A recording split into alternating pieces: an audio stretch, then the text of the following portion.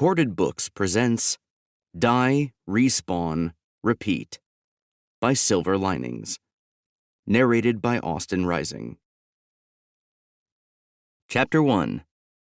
Die, Die, and Die Again. 3 seconds after I wake up, I die. It's not exactly pleasant. The moment I open my eyes, I see a blade speeding toward my head. I don't have the time to dodge, to process. Searing pain rips through my skull for a fraction of a second before my brain is no longer intact enough to process the signals from my nerves. The second time it happens, I jerk awake, the way you do when you wake up from a nightmare. Unfortunately, this is apparently not a nightmare. The instinctive flinch doesn't save me here. All it does is make it so that the blade's lodged in my throat instead of going through my skull.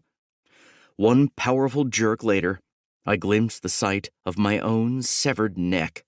The massive shadow above my body lets out a chittering roar. The third time, I'm expecting it.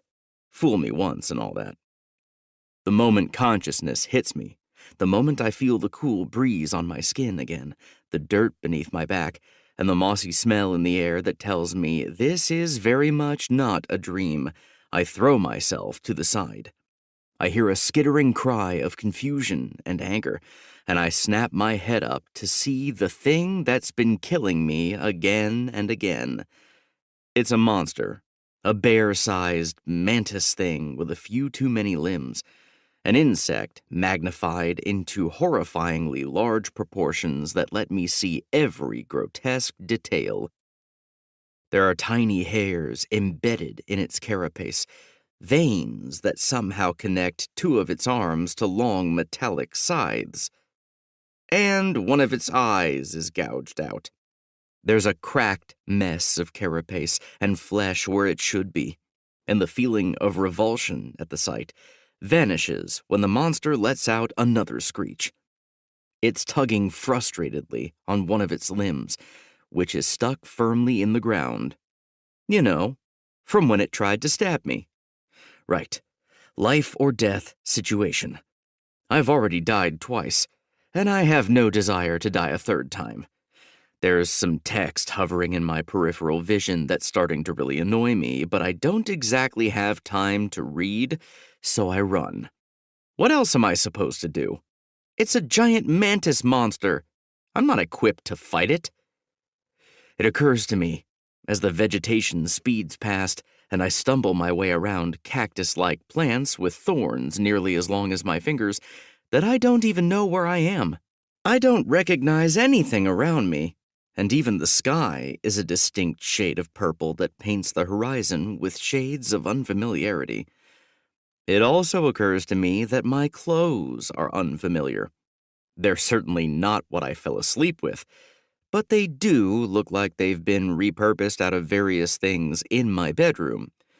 For some reason, that's the detail that strikes a chord of fear within me. It's the detail that makes this all seem real. Funny how the human brain works. My thoughts are interrupted by a deafening screech, and I risk a glance back, counting the time in my head. It's been 4 seconds. It takes 4 seconds for it to pull the scythe free. I'll need to know this if It launches itself at me, crashing through the vegetation with a deafening, chittering scream.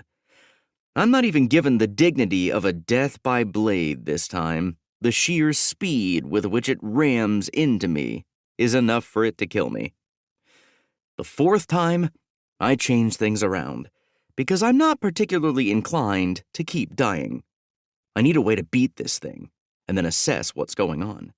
The dodge and roll is almost instinct now, burned into my brain from my multiple deaths. I have 4 seconds. The clock is ticking. You know what? Might as well try something risky. I run toward the man. To keep listening to this audiobook, I've left you a link in the description so you can do it, at no cost thanks to Audible's 30-day free trial.